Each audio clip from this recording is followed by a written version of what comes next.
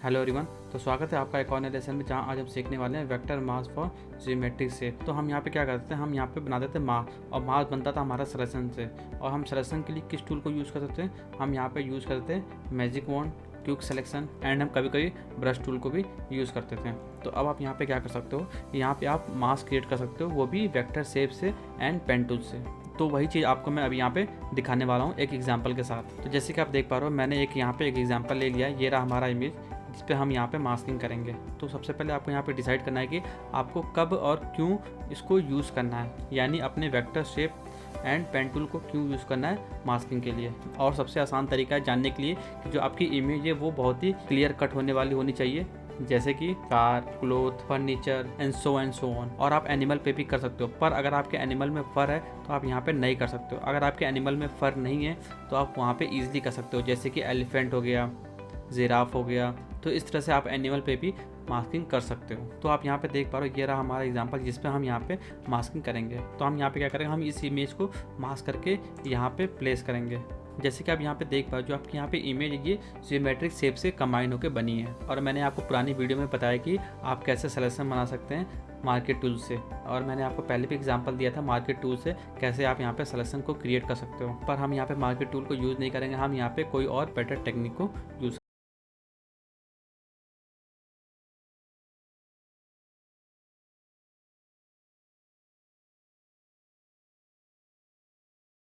Select करूंगा। तो अब मैं यहाँ पे क्या करूँगा, मैं एक रफ सिलेक्शन को क्रिएट करूंगा। तो अगर हम यहाँ पे पेन टूल यूज़ कर रहे हैं तो हम यहाँ पे शेप टूल को नहीं यूज़ करेंगे, क्योंकि हमें यहाँ पे शेप को क्रिएट नहीं करना है। हम यहाँ पे सेलेक्ट करेंगे पार्ट टूल। जैसे कि आप यहाँ पे देख पर हमने यहाँ पे पार्ट टूल को सेलेक्ट कर लिया। तो मैं यहाँ पे एक नॉर्मली एक रैंडम यानी रफ सिलेक्शन बना दे रहा हूँ। जैसे कि आप देख पा रहे हो,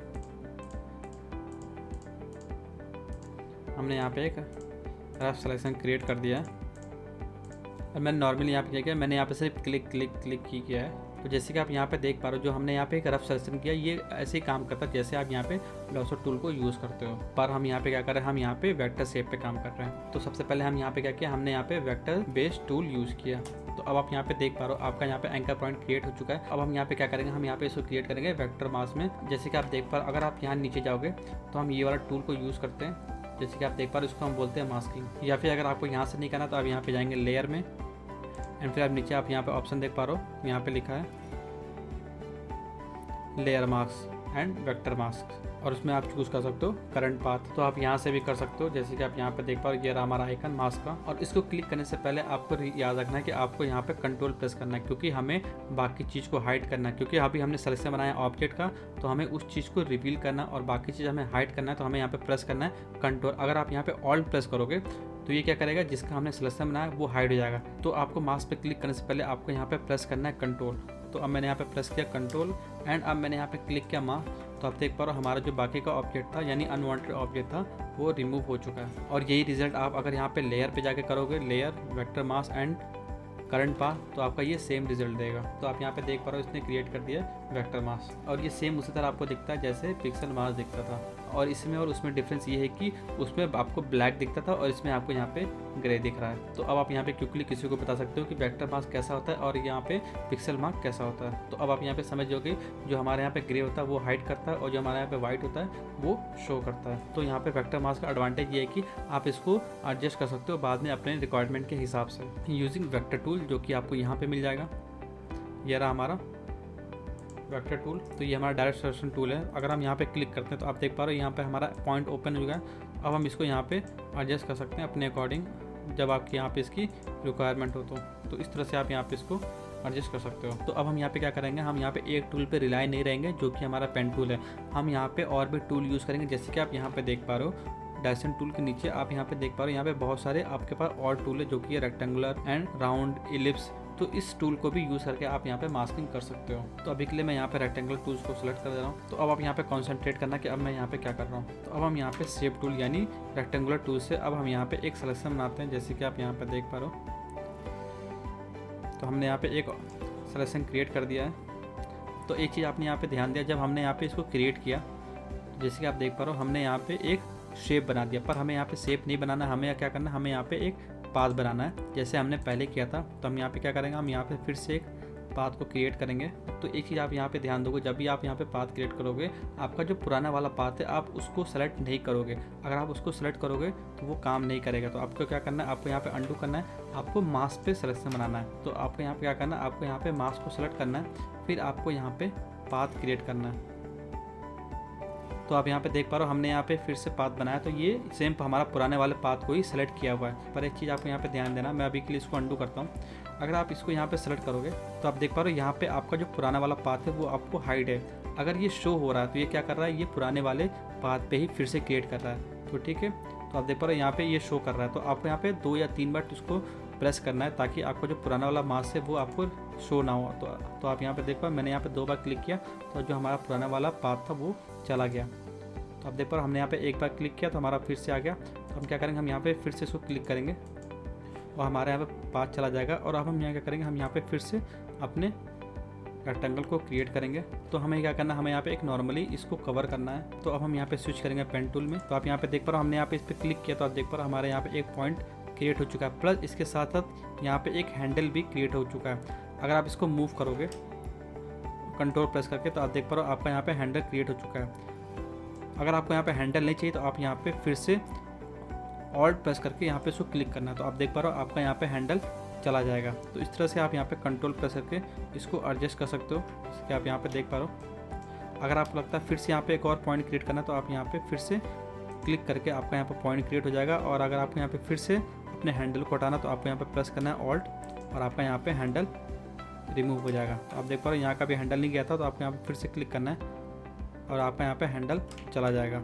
और इसी तरह हम यहाँ पे कंट्रोल प्रेस करके इसको एडजस्ट कर देंगे। अब फिर से हम यहाँ पे एक पॉइंट को क्रिएट करेंगे एंड फिर से यहाँ पे ऑल्ट प्रेस करेंगे और हम यहाँ पे एक और पॉइंट क्रिएट करेंगे। हम फिर से यहाँ पे और हम यहाँ फिर से ऑल्ट प्रेस कर देंगे। तो आप देख पा रहे हो हमने यहाँ पे इसको एडजस्ट कर दिया। इस तरह आपको यहाँ पे ऊपर भी काम करना है, अपने पॉइंट को एडजस्ट करना है एंड मेक श्योर आपका जो यहाँ पे पॉइंट है वो एक्यूरेट हो। और हम यहाँ पे भी सेम कर सकते हैं, हम यहाँ पे एक पॉइंट को क्रिएट करेंगे एंड हम इसको एडजस्ट कर देंगे। पर अभी हम क्या करेंगे, हम यहाँ पे अपने जो हमारा हैंडल है हम इसको नहीं हटाएंगे क्योंकि जो हमारा ऑब्जेक्ट है वो स्ट्रेट नहीं है, ये थोड़ा कर्व है। तो अगर हम यहाँ पे इसको हटा देंगे तो ये एक स्ट्रेट लाइन क्रिएट करेगा, पर हमें यहाँ पे स्ट्रेट लाइन नहीं चाहिए, हमें यहाँ थोड़ा कर्व चाहिए। तो हमें अपने हैंडल को सेव करके रखना है। तो हम यहाँ पे फिर से को क्रिएट कर देंगे और हम इसको यहाँ पे एडजस्ट कर देंगे।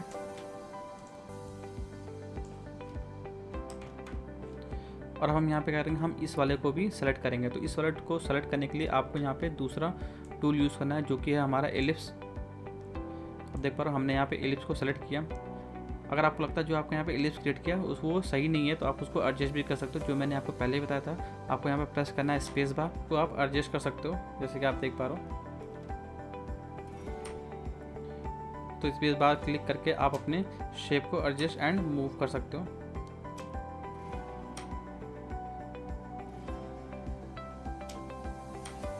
तो आप देख पा रहे हो हमने यहाँ पे शेप को क्रिएट कर दिया है और इस तरह आप यहाँ भी क्रिएट कर सकते हो। तो आपको फिर से यहाँ पे अपने एक शेप को इलिप्स शेप को क्रिएट करना है एंड फिर आप यहाँ पे स्पेस बार को क्लिक करके अपने शेप को एडजस्ट कर सकते हो। तो आप देख पा रहे हो हमने यहाँ पे कितना इजीली यहाँ पे क्रिएट कर दिया। तो अब हम यहाँ पे ऊपर जाएंगे। तो अब हम यहाँ पे क्या करेंगे, हम इस वाले एरिया को भी कवर करेंगे। तो हम यहाँ पे सेम वही करेंगे, हम यहाँ पे इलिप्स टूल को यूज़ करेंगे और अपने शेप को कवर करेंगे।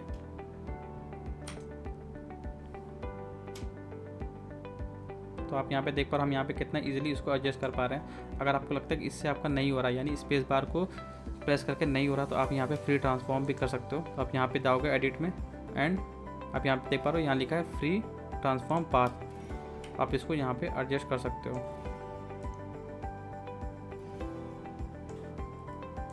एंड फिर आप यहाँ पे इसको अप्लाई कर सकते हो। तो अब हम यहाँ पे फिर से रेक्टेंगुलर टूल को सेलेक्ट करके हम यहाँ पे ये वाले शेप को एडजस्ट करेंगे एंड हम यहाँ भी इसको सेलेक्ट कर लेंगे। फिर से हम यहाँ पे पेन टूल को सेलेक्ट करके इसको थोड़ा सा एडजस्ट कर देंगे।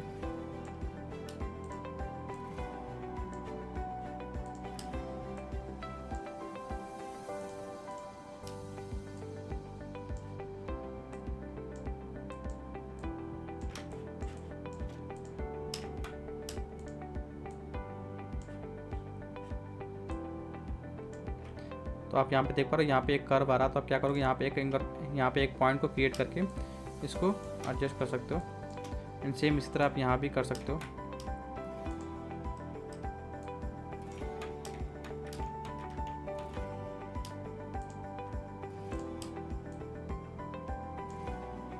एंड हमने एक यहाँ पे रेक्टेंगुलर भी क्रिएट कर दिया। तो मैं यहाँ पे क्या करता हूँ, मैं यहाँ पे जल्दी जल्दी आपके लिए क्रिएट कर दे रहा हूँ। तो अगर मैं यहाँ पे बताने लग गया तो यहाँ पे बहुत सारा टाइम वेस्ट होगा, तो इसलिए मैं यहाँ पे जल्दी जल्दी इसको क्रिएट कर दे रहा हूँ।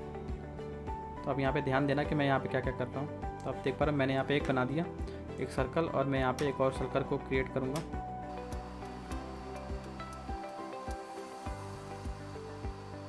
और फिर से हम यहाँ पे पेन टूल को सेलेक्ट करके जो हमारे यहाँ पे छोटा वाला पोर्शन है हम उसको क्रिएट कर देंगे।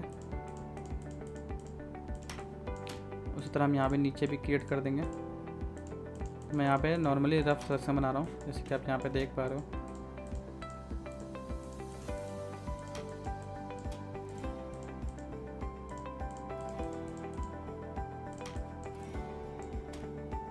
तो अब आप यहाँ पे देख पा रहे हो हमने क्या किया, हमने यहाँ पे सारे शेप को क्रिएट कर दिया वेक्टर मास्क बनाने के लिए। तो अब आप यहाँ पे देख पा रहे हो जो आपका यहाँ पे वेक्टर मास्क है वो सारा एक ही में ही है। तो अब देख पा रहे हो ये वाला हमारा यहाँ पे सारा इसमें क्रिएट हो चुका है। अगर मैं इसको यहाँ पे ये सिलेक्ट करता हूँ तो आपका यहाँ पे आपको पाथ नहीं दिखेगा, पर अगर हम यहाँ पे इसको सिलेक्ट करते हैं तो आपका यहाँ पे सारा पार्ट रिवील हो जाएगा। तो अब हमें यहाँ पे क्या करना है, हमें अपने रफ पाथ को रिमूव करना है जो हम यहाँ पे सबसे पहले उसको बनाए थे। अगर मैं इसको यहाँ पर सेलेक्ट करता हूँ तो अब देख पा रहे हो हमारे यहाँ पे मास्क सेलेक्ट हो चुका है। अगर मैं यहाँ पे बैक स्पेस प्रेस करता हूँ तो आप देख पा रहे हो आपका यहाँ पे बैकग्राउंड रिमूव हो चुका है और हमारा यहाँ पे सिर्फ हमारा ऑब्जेक्ट ही रह चुका है। बस हमारा यहाँ पे जो इंटरनल वाला है हमें इसको रिमूव करना है। तो अब आप यहाँ पे देख पाओ जो आपका यहाँ पे वेक्टर मास्क है ये कितना अच्छा काम किया है। पर अगर आपको यहाँ पे सेंटर वाला पार्ट हटाना है तो आपको यहाँ पे थोड़ा ट्रिकी होना पड़ेगा। तो हमें यहाँ क्या करना है, जो हमारे यहाँ पे जो आप देख पा रहे हो सेंटर वाला पार्ट है वो हमारा कंबाइन है।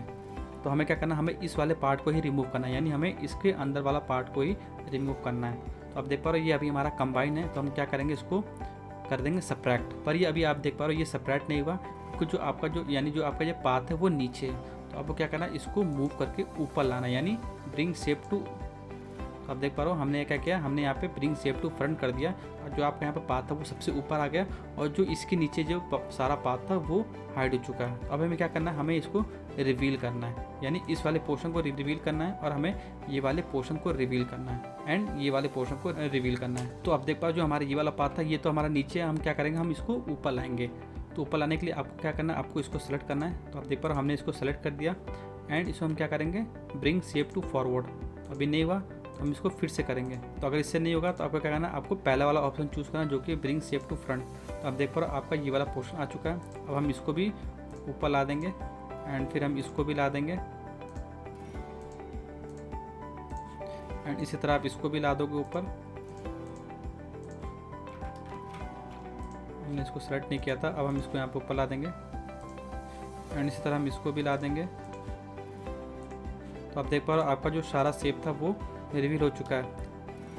पर आप यहाँ पे देख पाओ जो आपका ये वाला पोर्शन था ये अभी भी आपको यहाँ पे शो कर रहा है क्योंकि ये भी ऊपर आ चुका है। तो आप देख पाओ जो आपका ये वाला पोर्शन था ये वाला पोर्शन भी आपका नीचे है। तो आपको क्या करना है, ये वाले पोर्शन को ऊपर लाना है। हमने तो इसको ऊपर ला दिया तो ये आप देख पा रहे हो यहाँ से फिर से आ गया।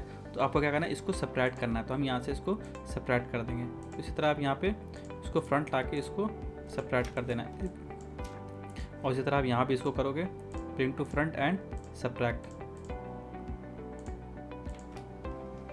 तो अब आप यहाँ पे देख पा रहे हो जो आपका यहाँ पे वेक्टर शेप था वो क्रिएट हो चुका है। तो यहाँ पे देख पा रहे हो हमने यहाँ पे कितना अच्छा सिलेक्शन को क्रिएट कर दिया है। पर अगर आपको यहाँ पे चेक करना है जो आपका यहाँ पे वेक्टर मास्क है वो प्रॉपर है कि नहीं, आप इसको क्या करोगे, इसको आप कहीं और इसको इंपोर्ट करोगे। तो उसको क्या करना पड़ेगा, आपको उसको कहीं और इमेज पे इसको प्लेस करना होगा। तो मैंने आपको पहले इमेज दिखाया था कि आपको कहाँ पे प्लेस करना है। तो आपको यहाँ पे क्या करना है, इसको ड्रैग करके आप देख पा रहे हो हमने इस ऑब्जेक्ट को, तो आप यहाँ पे देख पा रहे हो हमने इस वाले लेयर को सेलेक्ट किया और हम इसको यहाँ पे ड्रैग करेंगे एंड हम यहाँ पे इसको प्लेस कर देंगे एंड फिर हम यहाँ पे इसको मूव टूल को सिलेक्ट करके इसको यहाँ पे प्लेस कर देंगे। तो अगर हम इसको यहाँ पे जूम करेंगे तो आप देख पा रहे हो हमने यहाँ पे कितना प्रॉपर काम किया है। यहाँ पे जो थोड़ा बड़ा था यहाँ पे चेंजेस आप इसको आप डिटेल में कर सकते हो बाद में। अगर आप इसको यहाँ पे टाइम दोगे तो आपको जो यहाँ पे सिलेक्शन है वो और भी प्रॉपर क्रिएट हो जाएगा। तो जो आपका यहाँ पे पाथ है उसको बाद में भी उसको एडजस्ट कर सकते हो। अगर आप यहाँ मान लीजिए इसने पेन टूल को आपने सेलेक्ट किया, मान लीजिए आपने ट्रेसिंग टूल को सिलेक्ट किया, तो आप देख पा रहे हो आप इसको एडजस्ट कर सकते हो अपने अकॉर्डिंग। आप देख पा रहे हो हमने यहाँ पे पाथ को सेलेक्ट कर दिया। अब यहाँ पे पेन टूल सेलेक्ट करेंगे और कंट्रोल प्रेस करके से आप अपने वेक्टर मास्क को बाद में भी एडजस्ट कर सकते हो। तो अब आप यहाँ पे देख पा रहे हो जो आपने यहाँ पे वेक्टर मास्क क्रिएट किया, आप